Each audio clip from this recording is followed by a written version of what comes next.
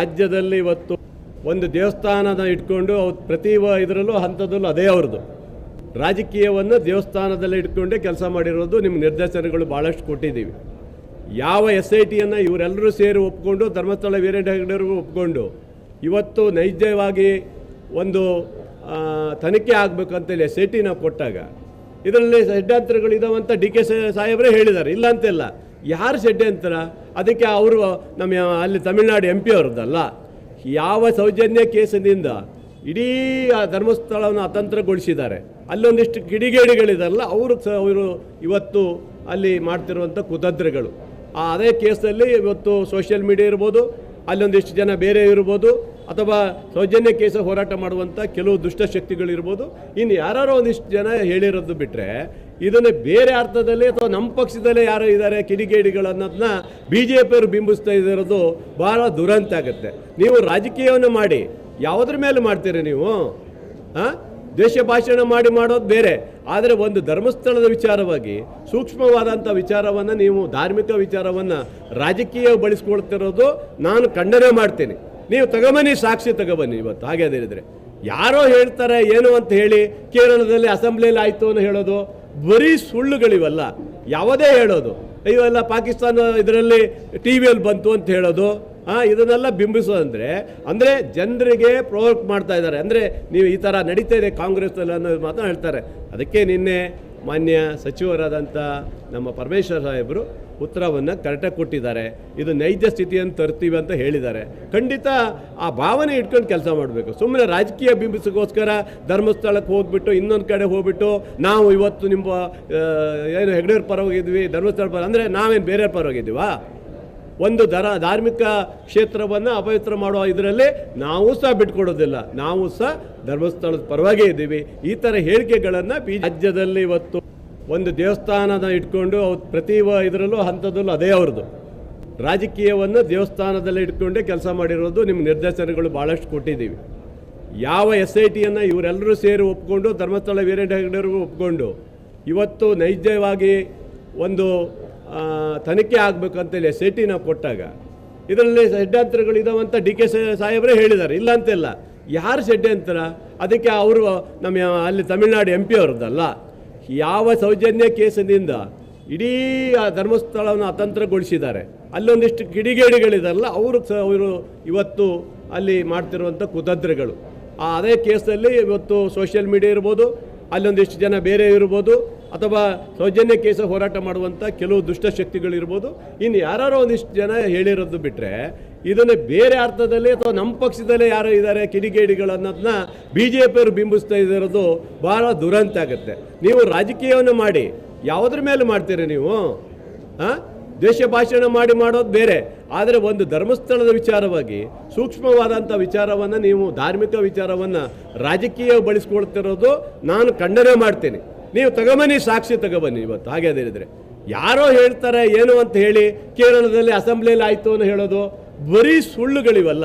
ಯಾವುದೇ ಹೇಳೋದು ಇವೆಲ್ಲ ಪಾಕಿಸ್ತಾನ ಇದರಲ್ಲಿ TVಯಲ್ಲಿ ಬಂತು ಅಂತ ಹೇಳೋದು, ಇದನ್ನೆಲ್ಲ ಬಿಂಬಿಸೋದಂದರೆ ಅಂದರೆ ಜನರಿಗೆ ಪ್ರವೋಕ್ ಮಾಡ್ತಾ ಇದ್ದಾರೆ. ಅಂದರೆ ನೀವು ಈ ಥರ ನಡೀತಾ ಇದೆ ಕಾಂಗ್ರೆಸ್ನಲ್ಲಿ ಅನ್ನೋದು ಮಾತ್ರ ಹೇಳ್ತಾರೆ. ಅದಕ್ಕೆ ನಿನ್ನೆ ಮಾನ್ಯ ಸಚಿವರಾದಂಥ ನಮ್ಮ ಪರಮೇಶ್ವರ್ ಸಾಹೇಬರು ಉತ್ತರವನ್ನು ಕರೆಕ್ಟಾಗಿ ಕೊಟ್ಟಿದ್ದಾರೆ. ಇದು ನೈಜ ಸ್ಥಿತಿಯನ್ನು ತರ್ತೀವಿ ಅಂತ ಹೇಳಿದ್ದಾರೆ.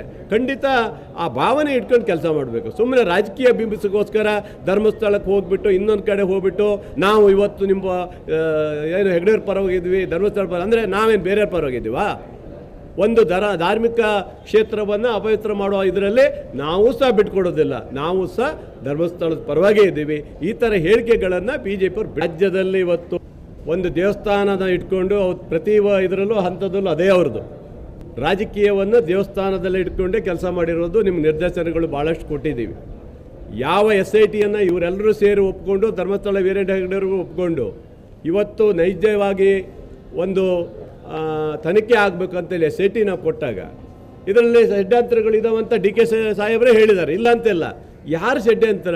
ಅದಕ್ಕೆ ಅವರು ನಮ್ಮ ಅಲ್ಲಿ ತಮಿಳುನಾಡು MP ಅವ್ರದ್ದಲ್ಲ, ಯಾವ ಸೌಜನ್ಯ ಕೇಸಿನಿಂದ ಇಡೀ ಆ ಧರ್ಮಸ್ಥಳವನ್ನು ಅತಂತ್ರಗೊಳಿಸಿದ್ದಾರೆ. ಅಲ್ಲೊಂದಿಷ್ಟು ಕಿಡಿಗೇಡಿಗಳಿದಾರಲ್ಲ, ಅವರು ಇವತ್ತು ಅಲ್ಲಿ ಮಾಡ್ತಿರುವಂಥ ಕುತಂತ್ರಗಳು.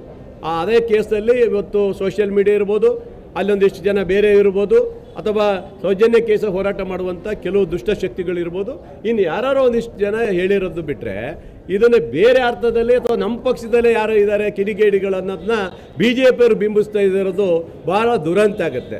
ನೀವು ರಾಜಕೀಯವನ್ನು ಮಾಡಿ ಯಾವುದ್ರ ಮೇಲೆ ಮಾಡ್ತೀರಿ ನೀವು? ದೇಶ ಭಾಷಣ ಮಾಡೋದು ಬೇರೆ, ಆದರೆ ಒಂದು ಧರ್ಮಸ್ಥಳದ ವಿಚಾರವಾಗಿ ಸೂಕ್ಷ್ಮವಾದಂಥ ವಿಚಾರವನ್ನು ನೀವು ಧಾರ್ಮಿಕ ವಿಚಾರವನ್ನು ರಾಜಕೀಯ ಬಳಸ್ಕೊಳ್ತಿರೋದು ನಾನು ಖಂಡನೆ ಮಾಡ್ತೀನಿ. ನೀವು ತಗೊಬನ್ನಿ, ಸಾಕ್ಷಿ ತಗೊಬನ್ನಿ. ಇವತ್ತು ಹಾಗೆ ಅದೇನಿದ್ರೆ ಯಾರೋ ಹೇಳ್ತಾರೆ ಏನು ಅಂತ ಹೇಳಿ ಕೇರಳದಲ್ಲಿ ಅಸೆಂಬ್ಲಿಯಲ್ಲಿ ಆಯಿತು ಅಂತ ಹೇಳೋದು ಬರೀ ಸುಳ್ಳುಗಳಿವಲ್ಲ. ಯಾವುದೇ ಹೇಳೋದು ಇವೆಲ್ಲ ಪಾಕಿಸ್ತಾನ ಇದರಲ್ಲಿ ಟಿ ವಿಯಲ್ಲಿ ಬಂತು ಅಂತ ಹೇಳೋದು, ಇದನ್ನೆಲ್ಲ ಬಿಂಬಿಸೋದಂದರೆ ಅಂದರೆ ಜನರಿಗೆ ಪ್ರವೋಕ್ ಮಾಡ್ತಾ ಇದ್ದಾರೆ. ಅಂದರೆ ನೀವು ಈ ಥರ ನಡೀತಾ ಇದೆ ಕಾಂಗ್ರೆಸ್ನಲ್ಲಿ ಅನ್ನೋದು ಮಾತ್ರ ಹೇಳ್ತಾರೆ. ಅದಕ್ಕೆ ನಿನ್ನೆ ಮಾನ್ಯ ಸಚಿವರಾದಂಥ ನಮ್ಮ ಪರಮೇಶ್ವರ್ ಸಾಹೇಬರು ಉತ್ತರವನ್ನು ಕರೆಕ್ಟಾಗಿ ಕೊಟ್ಟಿದ್ದಾರೆ. ಇದು ನೈಜ ಸ್ಥಿತಿಯನ್ನು ತರ್ತೀವಿ ಅಂತ ಹೇಳಿದ್ದಾರೆ. ಖಂಡಿತ ಆ ಭಾವನೆ ಇಟ್ಕೊಂಡು ಕೆಲಸ ಮಾಡಬೇಕು. ಸುಮ್ಮನೆ ರಾಜಕೀಯ ಬಿಂಬಿಸೋಕ್ಕೋಸ್ಕರ ಧರ್ಮಸ್ಥಳಕ್ಕೆ ಹೋಗ್ಬಿಟ್ಟು ಇನ್ನೊಂದು ಕಡೆ ಹೋಗ್ಬಿಟ್ಟು ನಾವು ಇವತ್ತು ನಿಮ್ಮ ಏನು ಹೆಗ್ಡೆಯವ್ರ ಪರ ಹೋಗಿದ್ವಿ, ಧರ್ಮಸ್ಥಳ ಪರ ಅಂದರೆ ನಾವೇನು ಬೇರೆಯವ್ರ ಪರ ಹೋಗಿದ್ದೀವಾ?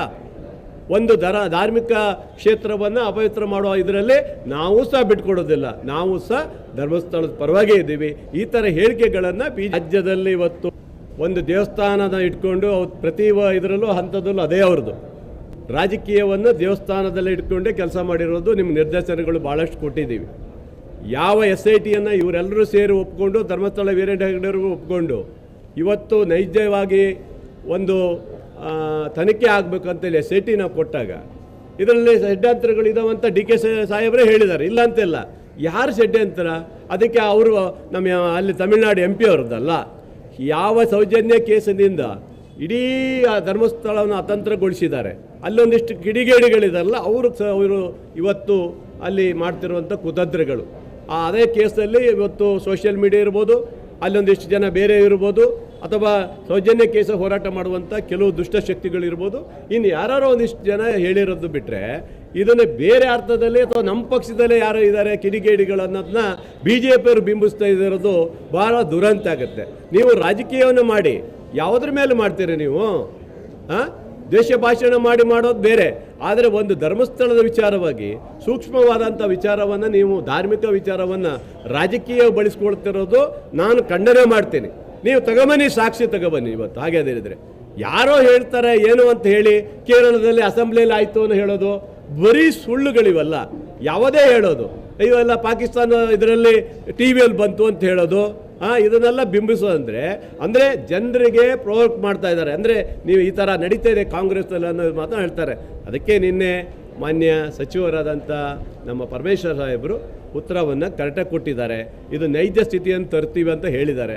ಖಂಡಿತ ಆ ಭಾವನೆ ಇಟ್ಕೊಂಡು ಕೆಲಸ ಮಾಡಬೇಕು. ಸುಮ್ಮನೆ ರಾಜಕೀಯ ಬಿಂಬಿಸೋಕ್ಕೋಸ್ಕರ ಧರ್ಮಸ್ಥಳಕ್ಕೆ ಹೋಗ್ಬಿಟ್ಟು ಇನ್ನೊಂದು ಕಡೆ ಹೋಗ್ಬಿಟ್ಟು ನಾವು ಇವತ್ತು ನಿಮ್ಮ ಏನು ಹೆಗ್ಡೆಯವ್ರ ಪರ ಹೋಗಿದ್ವಿ, ಧರ್ಮಸ್ಥಳ ಪರ ಅಂದರೆ ನಾವೇನು ಬೇರೆಯವ್ರ ಪರ ಹೋಗಿದ್ದೀವಾ?